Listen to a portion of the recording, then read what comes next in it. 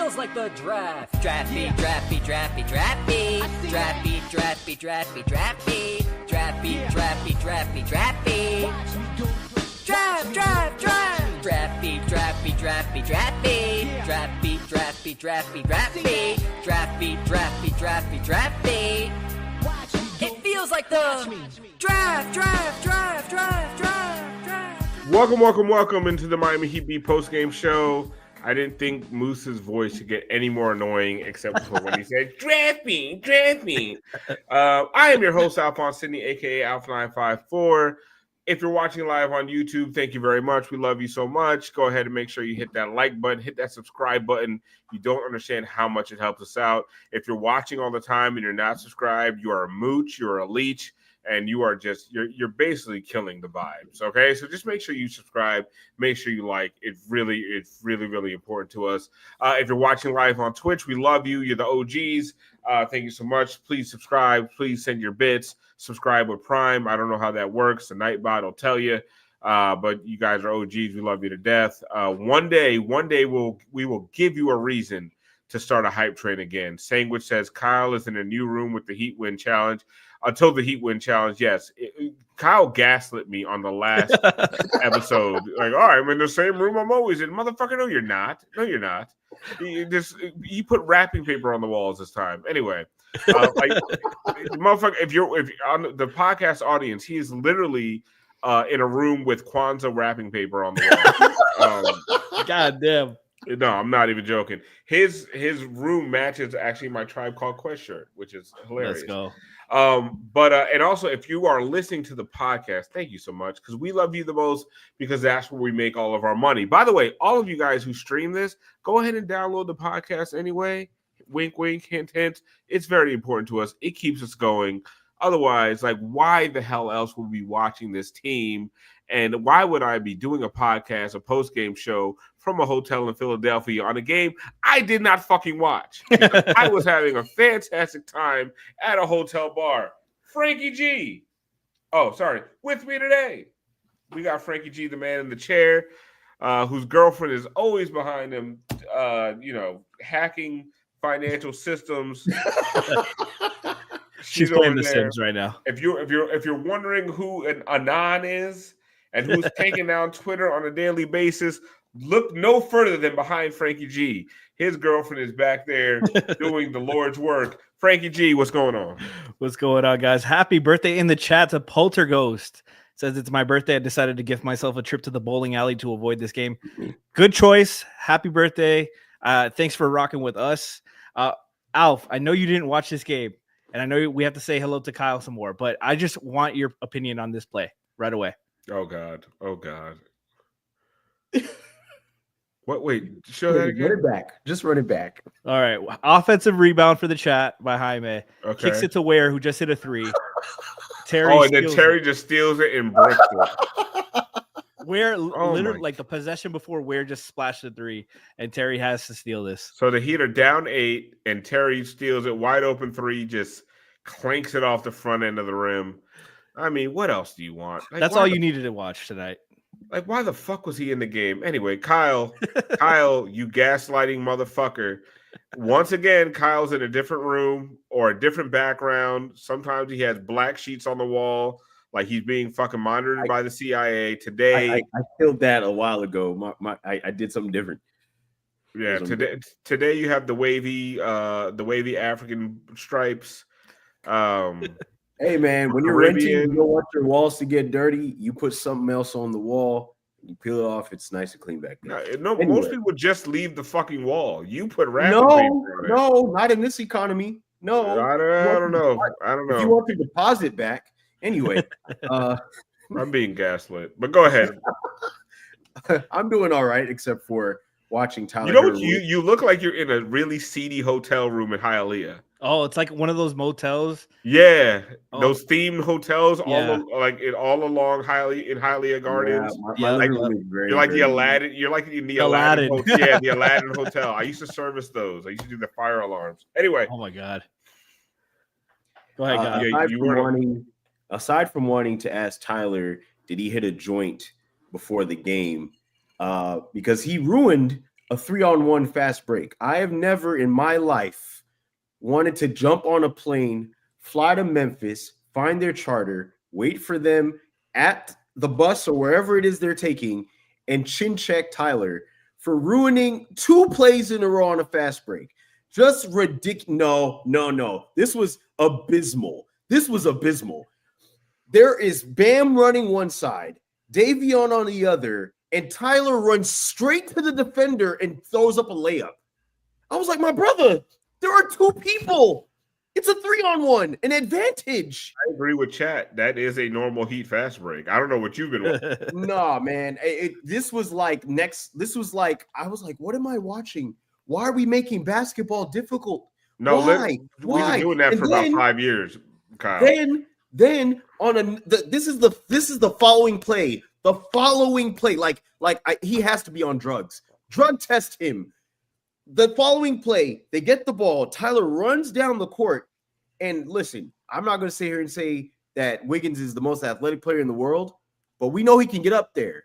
He's running alongside Tyler, and Tyler takes this random in the middle of nowhere floater. It bumps off the back of the rim, and they hit a 3 on the other end. I'm like, yo, so in 2 possessions, you don't know how to run a fast break? It's a fast break with 2 people. Kyle, what team have you been watching? They haven't been able to run a fast break in forever. But honestly, it was so easy, Alf. The transition 3 is their best fast break play because it's like their basic. It's not a turnover. It's the highest efficiency play in the open court. Is that they are such a bad transition team? Close to the basket with 2 additional people open. It doesn't matter. Even Jimmy was bad at fast breaks on this team. The only one I trust on a fast break is Davion Mitchell. The only person. Because you know what he does? You know what he does on a fast break? He exemplifies, he focuses on the term fast. Like he's like, we should move faster than the other team. Like everyone else slows down and like floats to the corners.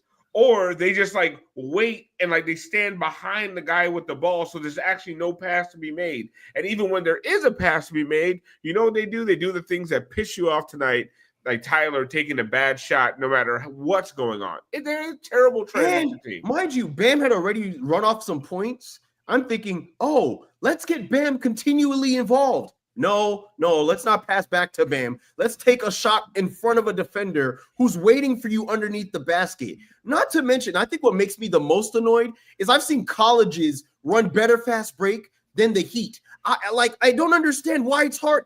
Do not NBA professionals not run drills on fast breaks? Like just pass the ball? There's a drill for that. No, there's listen, a drill. When I coached Pee Wee basketball, we did what I think was resume. Like 2, 3, 2. Yeah. No, listen, I got my bona fides. Let's all go. Right? I'm not just a guy out here in a hotel room talking. Okay, Yep. I coached Pee Wee football in Royal Palm Beach, Pee Wee basketball in Royal Palm Beach, Florida. Okay, let's go. Three-man weave. Thank you, Coach Alf. Home of some of the greats. But yeah, Dos Minutos right down the street. They go, Mr. 954, can I get in the game? Exactly.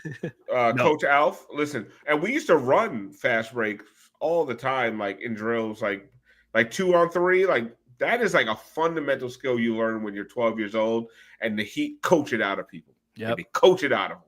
Like, hey, that shit you learned about trailing and all, forget all about it. But Franky, I didn't watch the game. So I'm just going to, I think I've said it a few times.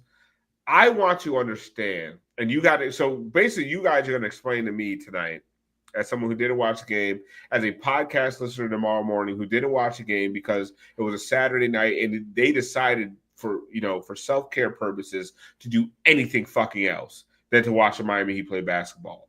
Why did a team that played this Boston Celtics really, really tough and didn't play Terry Rozier a fucking minute, didn't play Kyle Anderson a fucking minute, why were those guys so prevalent tonight against a Memphis Grizzlies team on a back-to-back? Like, why didn't they just say, hey, the blueprint that we went with last night that got us, 3.5 quarters of good basketball, maybe it'd be enough to beat the Grizzlies without Ja Morant, or at least be competitive? Why did we go away from that? And what's your takeaway? I saw Duncan Robinson really struggle today and played some really bad defense, and he got punished for it. He got benched. He only played 13 minutes today.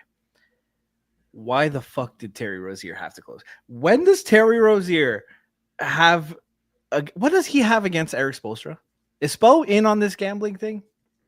Because I would love to answer that, Alf. Like in basketball sense, it doesn't make any sense to me. Like there's no purpose. Spo keeps talking about forging on, pitching tents, letting go of the rope, all this stuff. My motherfucker, that rope's burning your hands right now because you keep letting Terry back into the game. He has the fucking longest leash I've ever seen. Is there a leash, Frankie? There is no leash. He's running around. Terry's running around biting people and shit, biting people's ankles, and the neighbors are complaining. The calls are coming from inside the house. Let's fucking put him on a leash already. He needs to stay in the backyard. No, doesn't fucking happen. He has fucking freedom to do whatever he wants, as shown in that fucking play. He can steal the ball from his teammate. Run the play again, Frankie. There's no actual sense to what he does because like. Alf, we talked about this all beginning of last year and the season before. When Kyle had a rough game, you knew defensively he was on point. He would connect things as a passer. Even if he didn't shot, and that definitely hurt the team when he didn't shoot those wide open shots. Not saying that it didn't, but he brought stuff to the table. Terry fucking eats and hoards all that shit at the table and doesn't bring nothing to the cookout. So I'm looking at the box score. Was Haywood Highsmith hurt? No, he didn't play at all. 0 minutes. DNP coach's decision. Coaching decision. So I mentioned this before we got on. And guys, I'm going to run these numbers down. I don't know if Chad has already looked at these numbers. But so we're not going to just sit here and pin this on Terry, guys. Everybody stunk. The entire team, all 8 players they played were all minus. Every last one of them were a minus. There was nobody who was in a plus or even in the middle this game at all. Andrew Wiggins was a minus 20. Bam was a minus 29. Ware was a minus 14. Robinson, minus 14. Tyler, minus 23. Kyle Anderson, minus 22. Hawkins, minus 17. Even Avion Mitchell was a minus 1. They were just all bad. It was bad. Bad. Like, when your whole team has no plus, there's no player with a plus in plus minus, man, call it a season, man. Call it a season. So wait. So Davion was the best player on the floor with a minus 1. I'm not – that plus minus, single game plus minus, very, very iffy, right? But he had 20 minutes. Terry Rozier had 27 minutes. Duncan Robinson played 13 minutes. Haywood Highsmith played 0. Terry played the whole fourth quarter.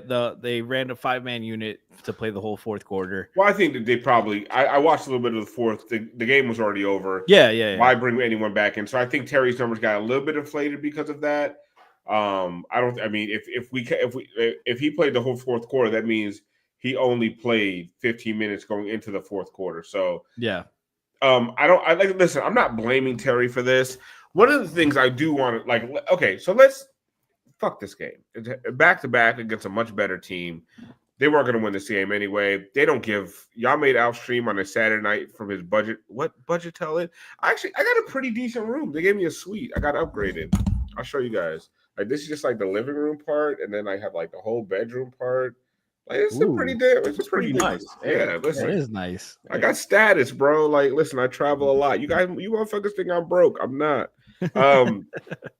But I'm in a Fairfield Inn in Philly. Let me stop trying to. But no, listen. One of the things I want to talk about. So let's just fuck this game. Yeah. Fuck so somebody on YouTube, and I started going back and forth with them a little bit because I'm in a hotel in Philly. I have nothing else to do. They're like, oh, why are you guys on Spo? Like they're consistently giving him G Leaguers. And I was like, bro, what are you talking about? They only play 2 undrafted players in their rotation right now. And that's Duncan Robinson and Haywood Highsmith, 2 of their best players and most consistent players. So, Franky, right now, we are no longer in the days of Spo doesn't have talent. Spo's doing it all with G Leaguers. And we can talk about how these guys fit and how they don't fit in roster construction, but we are no longer talking about G League and undrafted talent. We're talking about a bunch of first-round picks, some lottery. Some, when you go back and do a redraft, would be a top 3, top 5 pick. Talk about Bam and Tyler right now, right? So we're not talking about guys. We're not talking about him with Caleb Martin, Gabe Vincent, and Max Strus. Mhm. Like, we're talking about a bunch of guys who were considered talented players. Now, if you want to say, okay, they're talented players, but roster construction, and then you're like, oh, well, Spo, you want to make all these excuses for Spo. And, like, I'm not trying to just bag on Spo. But what I want everyone to understand is when it comes to roster constructions, Eric Spoelstra has a very, very, very loud voice in that room, okay? So stop giving him this pass like they're giving him a bunch of trash to work with. Eric Spoelstra is the guy who wanted Terry Rozier. Eric Spoelstra is a guy who said that he didn't want to deal with Trae Young. Okay, so we can say that we can give him all the excuses in the world, Franky. Oh, he has this poo-poo platter of just random talent to deal with. This motherfucker has a say in who is on that roster, so he does not get a pass there, right? I mean, I feel like let's call a spade. When we criticize Eric Spoelstra, it's not just for in-game decisions. He's part of the front office problem. Yeah, and that's. Like, in a sense, I wonder if there's too many cooks in the kitchen in the front office, and like that's why there's all this modge podge of decisions that some make sense for some teams and not others. And talent wise, he definitely deserves a shit ton of blame for the season. He's one of the reasons they don't have a point guard right now, because they were like Terry and Drew is enough, and neither of those guys finished last season healthy. And they went in with those two as their only guys. Isaiah Stevens on the two-way as well. He doesn't get any reps, even in blowouts. He travels. Him and Kashad go back and forth with the team and Sioux Falls, and they don't get any run over here, which makes no sense. Like, this is a fucking blowout. And instead of those 12 minutes going to slow-mo, would have been great to see Kashad get some run. Would have been, he's in the G League tonight. But like that, they don't even. But I don't think he would have played even if he was here. That's been the issue. That's been an issue for the last couple of years because they haven't really we talked about the 21 season before.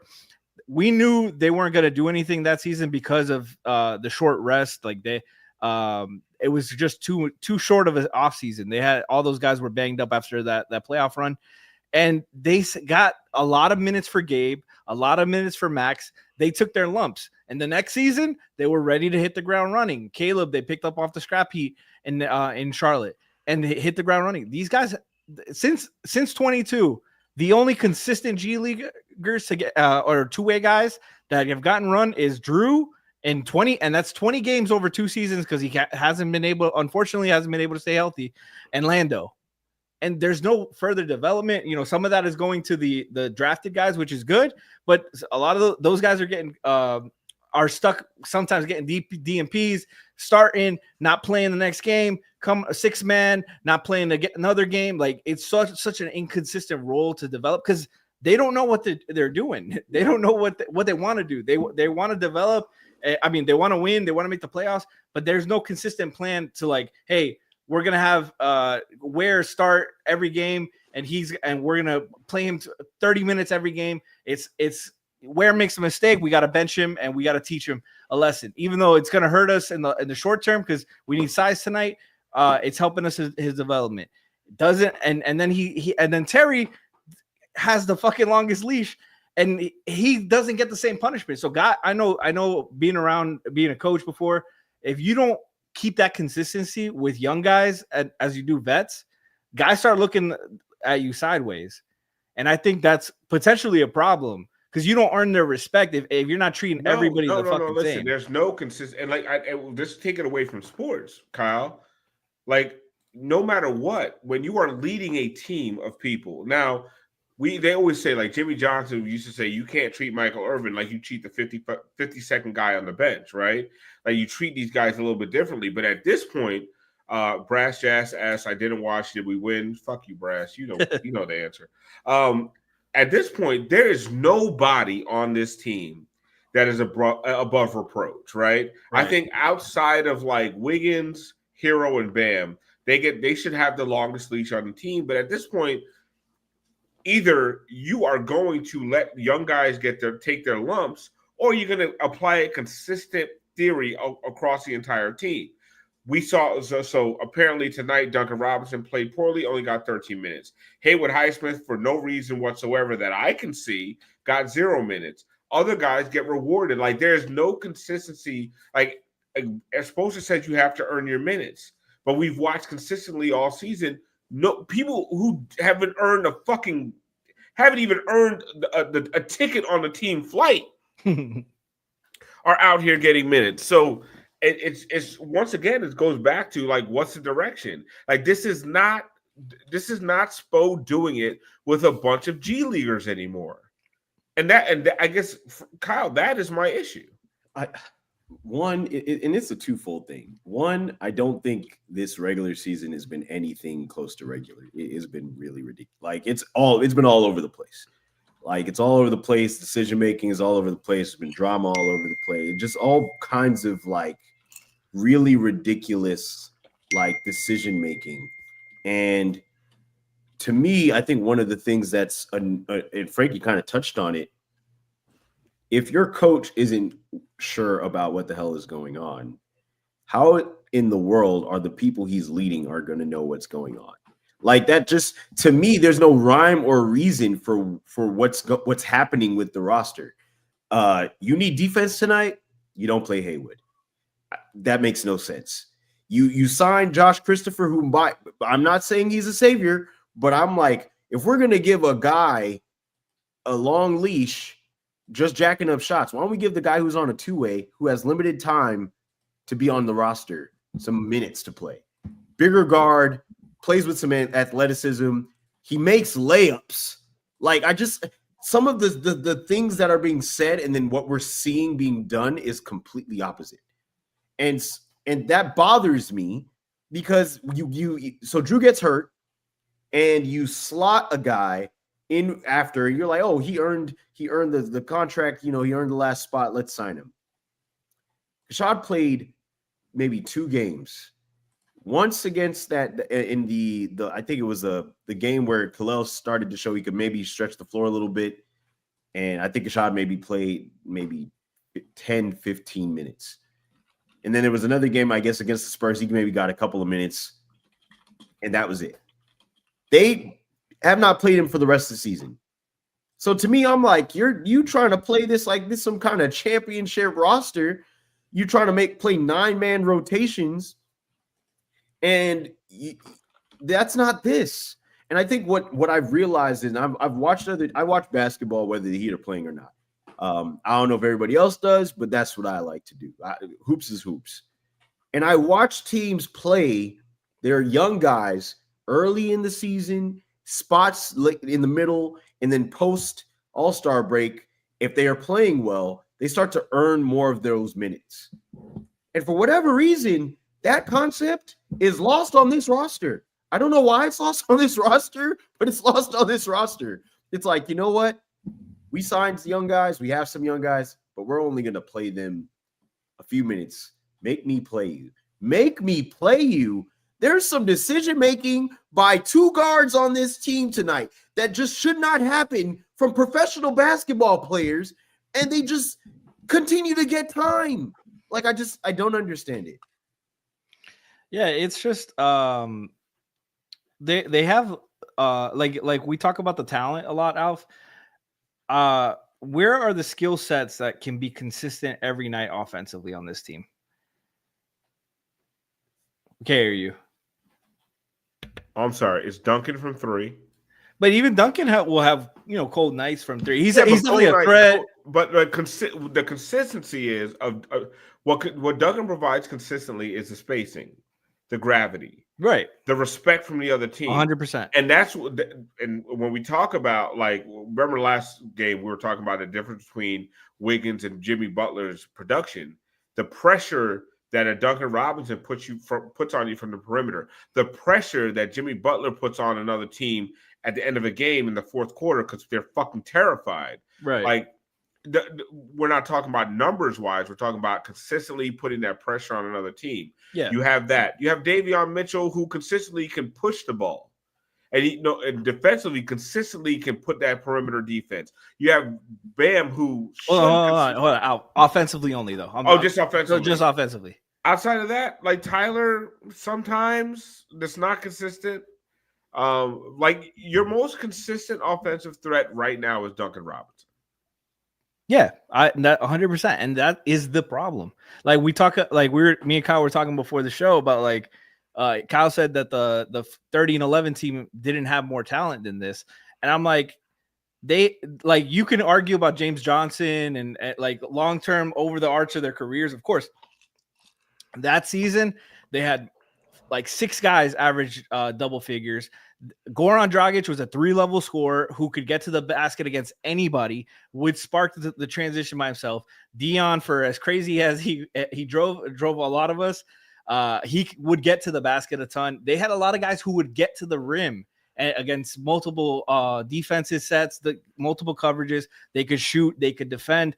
They don't have this level of depth in this roster. Like, guy talking about Wiggins was number 1 in his draft. He hasn't been a number 1 draft quality player. No, I think he said that in response to somebody when I was saying to somebody on YouTube said he supposed coaching a bunch of G leaguers. Yeah, like there's talent. Like these are all guys that are NBA level players, but nobody should be in. None of these guys should be in the position to be number 1 on an offense, number 1 option, number 2 option, number 3 option that you can consistently rely on. These are all guys that are like bonus players, like starter level quality, rotation level quality. Yeah, but none of them have that skill set to do that. And yeah, Spo's running offense for Wiggins, Bam, Tyler, Rozier. Like none of those guys can carry that load. And that's why you're getting inconsistencies. But one game, Bam's shooting 7 shots and asked to pass the ball DHO. Next game, he's got 15 shots.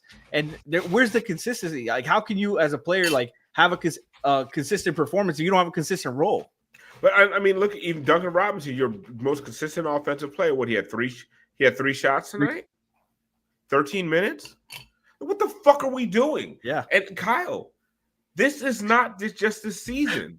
Hold on, okay, so can you put up the comment about Kyle, please? Yeah, that's what I was That's what I was laughing about. Pod listener who has never seen Kyle before can't believe he's not white. And he's like so not white visually. He's got Kwanzaa wallpaper on his background with braids. Like the Kyle's Cuban side was coming out too much. He's he's over here looking like a Miami Heat beat Mystical right now. Oh, without the allegations. Anyway, like this offense has been bad for a long time. And honestly, and that is for me the biggest indictment. And I am not a fire Eric Spoelstra guy, live from a funhouse. I'm not a fire Eric Spoelstra guy, but he has not had a. Yeah, I was looking. There was somebody who posted the big 3 coming back against the Chicago Bulls in 2011, and it was like end of fourth quarter. They came back from like 87 to 72. Like he had Chris Bosh, Dwayne Wade, and LeBron James, and they were scoring under 100 points. Like Eric Spoelstra has. I Franky, you can look it up. I don't know when the last time he had a top 5 offense was. I can look. I can tell you right now. It was 2020 season. 2020. Well, top 5, you said? Top 5. That was top 10. The top 5 was the 2013. 2013. Okay? Like, in an age of revolutionary offense, like, everyone's having the fucking time of their lives, bro. And we are out here barely breaking 100 points time after time after time after time. And you can tell me it's a talent, Kyle. You can tell me it's all these different things. But at some point, you have teams bereft of talent. Just absolutely dog shit teams like Charlotte Hornets have no offense. I mean, have no real legit NBA talent, and they're scoring 115 points a game. Like there's a lack of innovate. And this is where this is where coaching comes in. When you don't have innovation on offense, it does not matter what defense you play. You're gonna get cooked.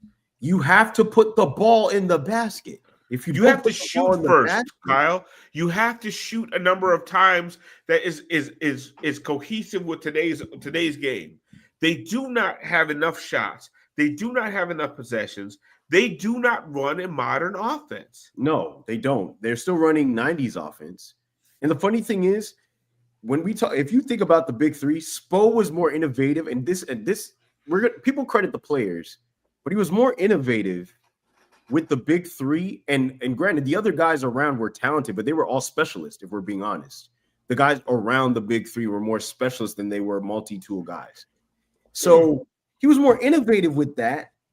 And for whatever reason, it seems difficult for him to do that now, which is so confusing to me because, in my opinion, with younger guys, there should be more space for you to be able to get, like, vets are stuck in their ways in some situations. And it's harder to kind of get them to do extra things here or there. With younger guys, you should be able to get guys to do things that, hey, this helps our team a little bit more. Hey, screen here. Hey, run this back cut. Hey, run horns. Hey, maybe we span floppy. Like, you got two guys who can shoot, and you're gonna run DHO anyway. To me, there's not enough like offensive innovation, and so because you don't have that, and here's the thing: we also have athletes, and for whatever reason, we don't use them. Is Spo getting exposed? Ask Ira. Speaking of talent. Yeah. You guys should all go out and buy Brass Jazz's album. Do we have like a link or anything that we could throw in the chat? Please support Brass Jazz. You guys support everything we ask you guys to support. You've done amazing things. Support Brass Jazz. He has given us so many great moments. Go to doubledownmusic.com. You can buy it there. Doubledownmusic.com. Just spell it like. Just don't spell it like Giancarlo Navas. Oh, yeah. Listen. Oh, Carlitiana in the chat says, I love brass music. Like, listen, it's swing music, but they do like covers of other shit. It's actually pretty fucking dope. It was good. Yeah. Like everybody who's bought the fucking album was like, this shit is amazing. So, guys, just support Brass Jazz however you can. Support us by downloading, and it just do what you can in this miserable fucking season. It's so bad. It is, but we appreciate you guys rocking with us. 144 people on online right now with us. Like, you guys are amazing. Like, why? Love you guys. Why? On a Saturday night, fucking Kyle's throwing up fucking wrapping paper. Like, you guys are the best. Like, you don't even know Kyle is black, and you're still rocking with it. It's just dope.